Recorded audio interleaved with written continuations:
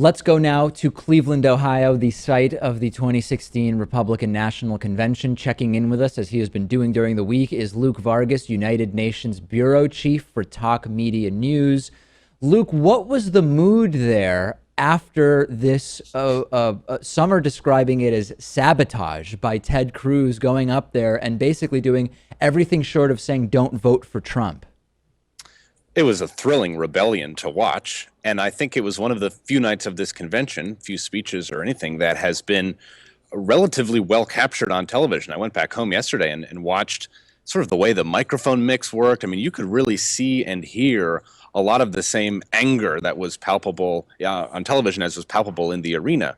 I think it is very true, and this is a line that the Trump campaign and a lot of their surrogates have been saying today, but I think it is very true, having talked to people in the convention center after all this went down, that that was actually a unifying moment for Donald Trump. I do think there are folks, in the media and elsewhere who I think can write a probably excellent story about how this really shows party disunity. But at the same time, if there was really ever, a sign that Trump's supporters weren't all in, that moment where everyone from the New York delegation, to the hardcore Republican states were all, just screaming and swearing at Ted Cruz in unison, that was the moment. So, he might be able to play this well. I think Donald Trump was wise to come into the arena like he did midway through the speech.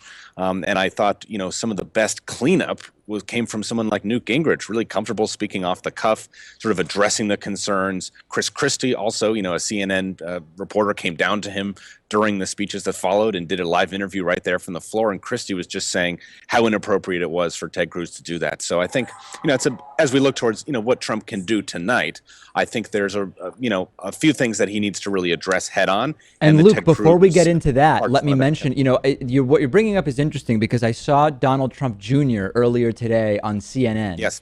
And he came out and immediately said, "Oh, I think that what Ted Cruz did has actually helped my father significantly because now we see that there are elements trying to drag him down. He's the nominee and it's actually helping him."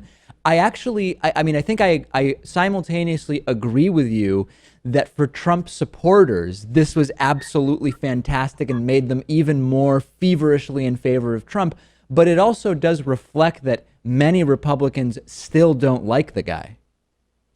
Yeah, I think it's important to know. I did sort of, I'm not a data journalist really, but I did go back through the past 5 Republican conventions the other day and look at the percentage of the popular vote within the primaries that was represented by people who were either speaking on stage and or had endorsed the candidate officially. And I'd done this sort of graph. And, John McCain had basically, I think it was something like 90% of the popular votes reflected in people that inevitably came around to him. And then in 2012 and actually back in 2008, you had the Ron Paul element, the 10% of the party that really never came along. And you had to look back to 1996 to see Bob Dole, who only got 63% of the party's popular vote candidates to come along with him at the convention. You had Pat Buchanan notably not going along with things.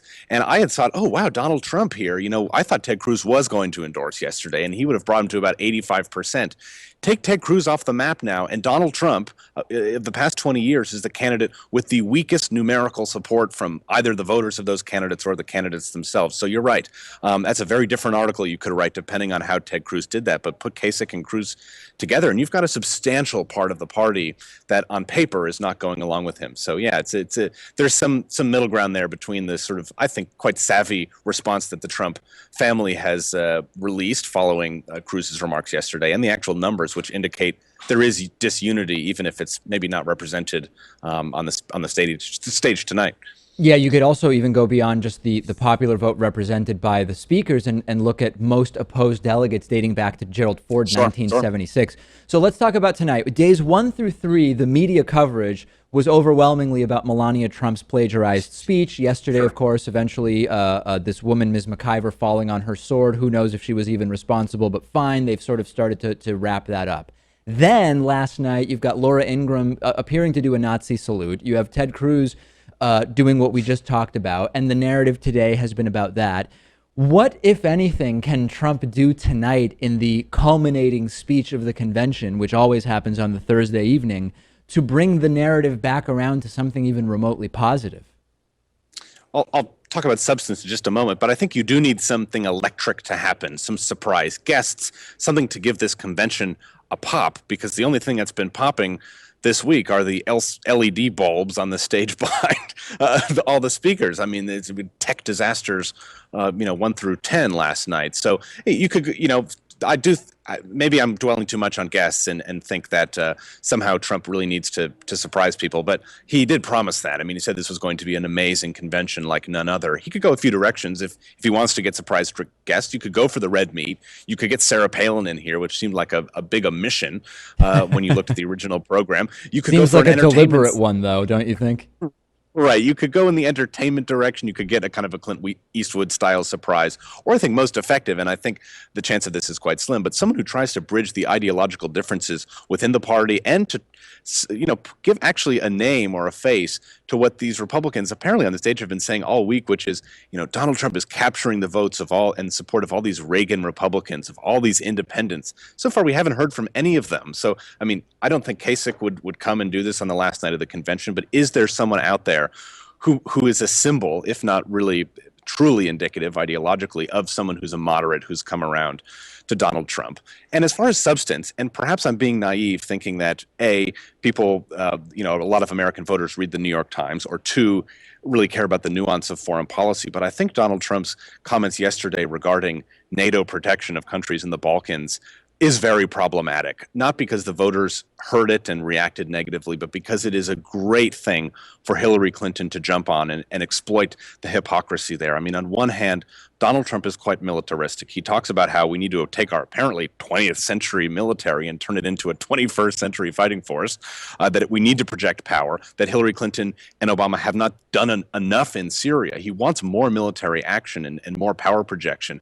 But on the same hand, it seems to believe in some sort of litmus test. He's very hesitant about actually using American force to protect people. So what is it? This convention has been all about Hillary not keeping her word, the value of a promise. I mean, this sort of buzzwords that Republicans love to talk about, their iron commitments to faith and to family and to Israel or any other things. But yet when it comes down to actually not only abiding by a treaty, but standing up against, the forces of evil that might invade Estonia or Lithuania, he doesn't want to do it. So I think he needs to be clear there about really what he means, what his foreign policy vision is, and he needs to deliver a speech with a teleprompter with some competence. I mean, I have seen this man do teleprompter speeches more and more recently, and he is not getting better. Most notably, he gave a speech about 2 weeks ago in D.C., where he came up on stage, thanked people off the cuff, for a few minutes, and then started reading from the teleprompter. And on the teleprompter were all of the same introductions. So he needs to practice the speech and deliver it well to prove he can be a president, I think.